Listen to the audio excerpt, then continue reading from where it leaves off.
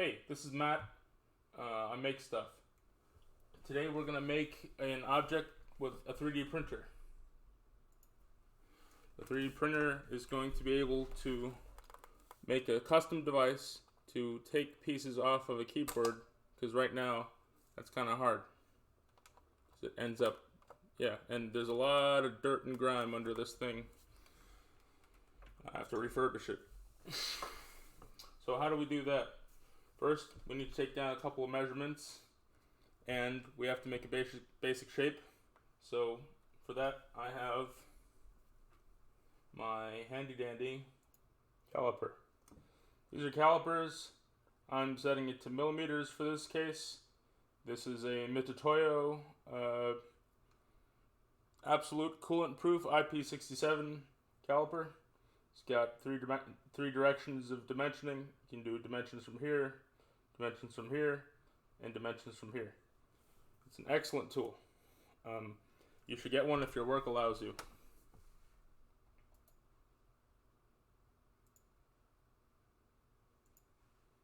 Pay attention to this shape here. This is going to let me choose faces. I'm using the middle scroll wheel to do this. You can rotate any way you want. It's a little bit finicky, but that's all by design. So we're just going to draw from the face that has the graph on it right now, because it's kind of like AutoCAD. This is the SolidWorks $90 version. If you want the desktop version, that's on the several thousand order. I don't know why they do it that way. Well, I do. So I'm going to draw a very basic shape first, and it's just going to automatically cut there in 3, 2, 1. Alright, so this is just a very basic shape. I'll show you how to draw it in a different video, but for now we need to get our measurements for some really quick things. So we're taking this, just going to make it a little bit smaller so I can actually fit both in the same screen. Perfect. Alright, so I need to know if the Cherry MX key is in here, because these are Cherry MX keys. Then I need this to be square at the top. Of course, it's got to be finicky. Control. First, I want these to be equal. They have equal constraints. And then in millimeters, I will see how big a standard key is. Now, I've taken 2 keys off. I've taken an arrow key off, which, let me move my Discord around so that I can, there we go. Now I see myself. With this arrow key, I want to just take a very basic measurement. First, make sure I'm zeroed. There we go. Just like I thought. It has this weird profile to it, so I'm just trying to find from flat to top. 9.62. Just putting very basic pressure on it. Oh, very little pressure. 9.75. So then we'll add in a little bit of tolerance, because all these keys are different. I mean, I took the enter key out. I don't know where I put it because it's black and all of my surfaces are black, but nonetheless, let's go 10 millimeters. All right. Put this here. 1, 0. Enter. Oh, found the enter key.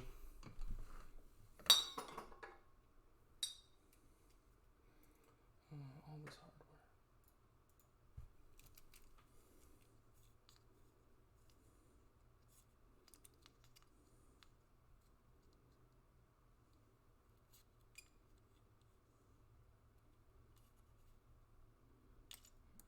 All right, so that's about 10. We'll make it 11, just so we're clear, because we want to clear over the thing.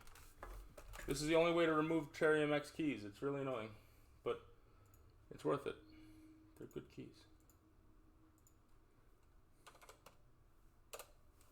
Trying to get myself out of the habit of using my numpad enter, because that makes it go plus. Now we're gonna do width. Width should be almost about the same on each of them, except for like enter keys, but that's how it's designed. So I'm getting 17 on this. Oops. 17 millimeters on this. And then enter key I just dropped. Getting, let's say like 17.75 just for that 0.3, 0.4 millimeter gap.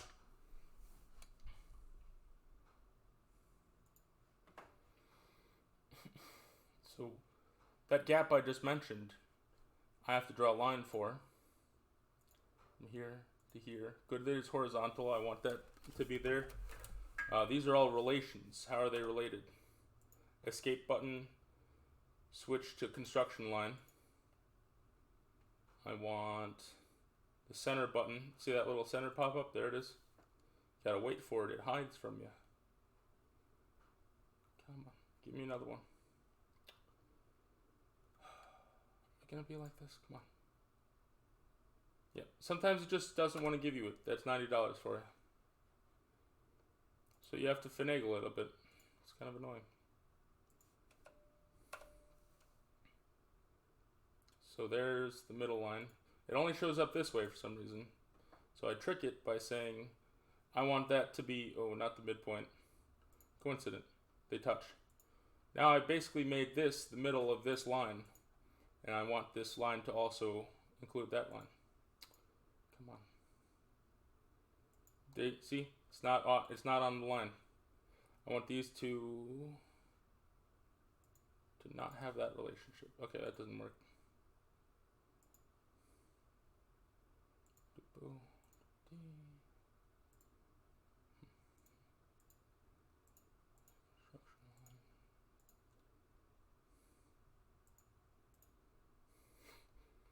Alright, and so these are all still movable. That means I need to fix something. First of all, here, I think we agreed on 17.75. These are all just basic numbers. All these are probably not going to work, but that's the joy of 3D printing. You make stuff that doesn't work so that it eventually does work. Sort of. Alright, so now this is a harder one. I'm going to put back on the video. Put the video back on. Alright, so we need it to fit basically by clicking over a key. So put this down. I want the device to be able to fit over it. Click on, then you can pull it up. If that makes any sense. You click over, wrap it around, kind of. Ooh, that clicks by itself. That's really difficult. The best way I figured out is just kind of eyeballing it by using the secondary motion of measurement. Line up with the camera. Just kind of wedge in between any two of these. It's about that distance. I can print to 1 millimeter, so I'll leave 1.5 millimeters in between. That way it'll have to have a secondary layer on top of it anyway when I 3D print it.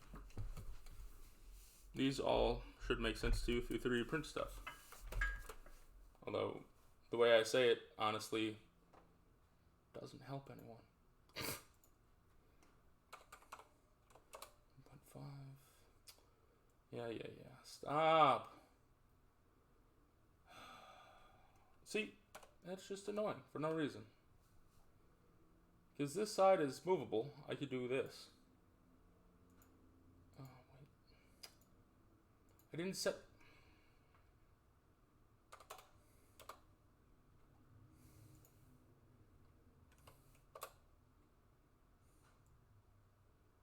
See, I can still set this.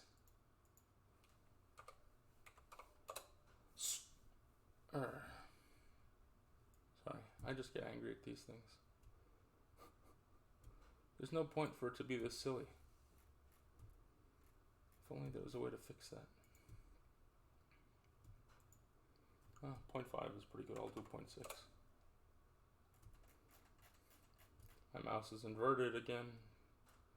Oh, if you ever get off your axis, click back on to it, assuming you got the right axis. You can finagle moving just by scrolling up and down. Random. Okay, so I want to make these equal to each other. equal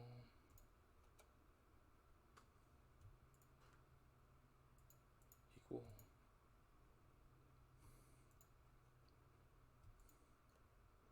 There should already be equal equal.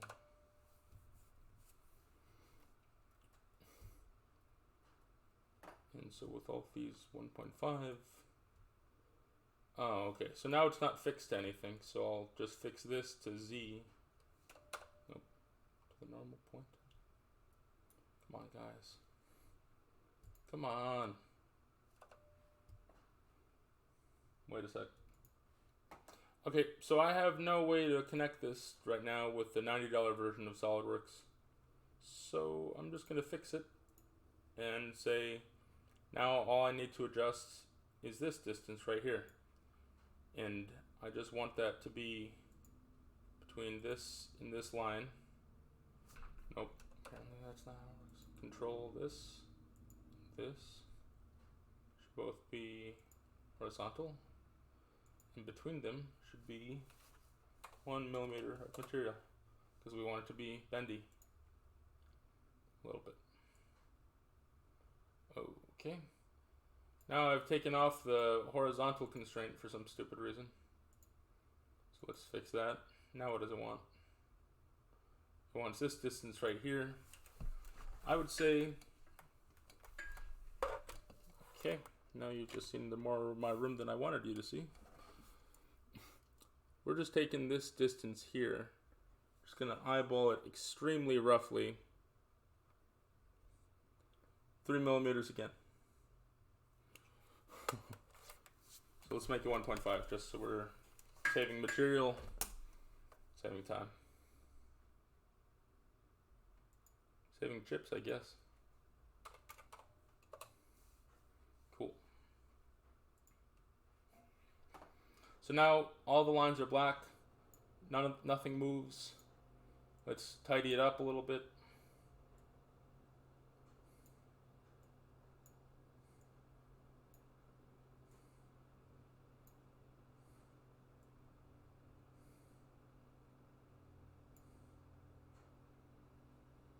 Just make it look nice.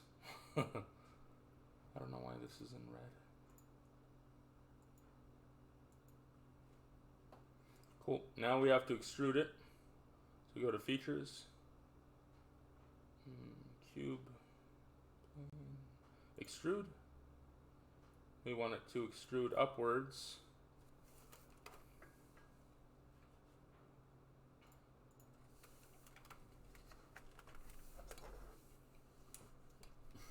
So this is sort of just like the width. So we shouldn't use an enter key because that takes up 3 widths. But we can use the width of this enter key, little plus sign. So we can get away with about 7 millimeters. Let's do that. Nah, it's too much. 5 millimeters. 5 millimeters.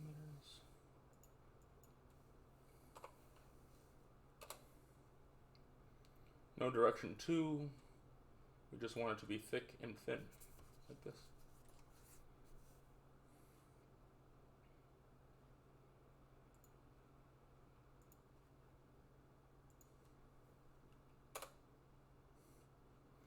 Voila. It's not the most beautiful thing in the world, but it'll print perfectly if you have it lying down on its flat, like this. Flat, like this. No, not rotated. Flat. But it doesn't like it when I do this, so I'll have to export it weird. I'll export it in another video, but now you know how to make a shape, and if you can make shapes, you can figure out how to save stuff by Googling it. Bye-bye.